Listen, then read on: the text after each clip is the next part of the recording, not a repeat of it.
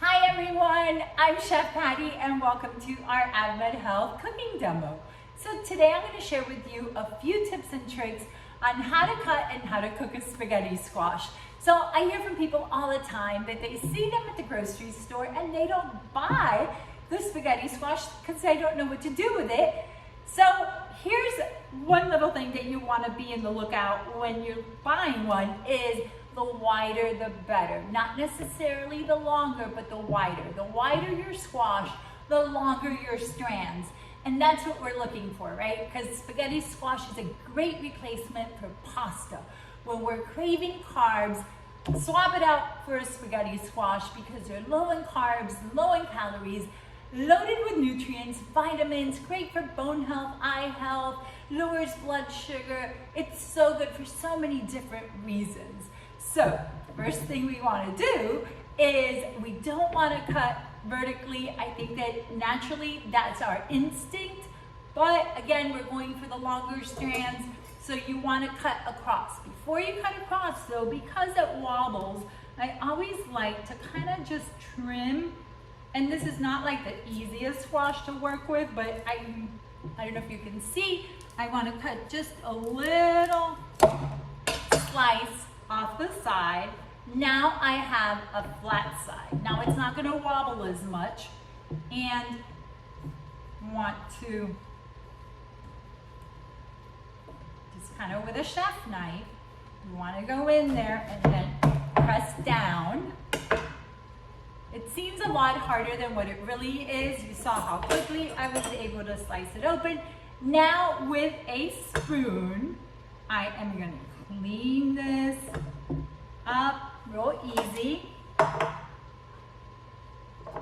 That's it. That side is done. I'm going to do the same thing with this side. I want to make sure you guys can see what I'm doing. So I'm just cleaning up the middle.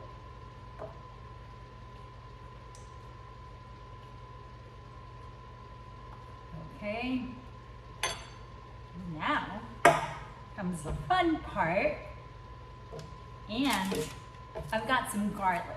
So I'm not going to peel the garlic. The only thing I want to do with the garlic is I want to give it a whack, just like this, skin and all. Do the same thing with the other one. I've got a sheet pan that I lined with parchment paper, and it's so much easier to clean up if you get into the habit of lining your parchment paper. I'm putting the garlic on the sheet pan. Now I'm going to season with a little salt, a little black pepper, and the salt is not just for flavoring, but it also draws out the moisture in the squash. So it's always good to kind of add a little salt, a little olive oil. Now all I'm gonna do is put it cut side down over the garlic clove. I'm gonna do the same thing with this half. Salt, pepper, olive oil, over the garlic. Done. This baby is ready for the oven. I'm gonna set my temperature, well, actually it's preset at 425 degrees, and it's gonna cook for about 30 to 40 minutes, 45 minutes, depending on the size of your squash. And notice that I didn't even trim the end. I don't have to, it's just going in there, and you'll see what happens next. Okay, in the oven, now I've got these that I previously cooked, and you're gonna see, ooh, you can still see the steam.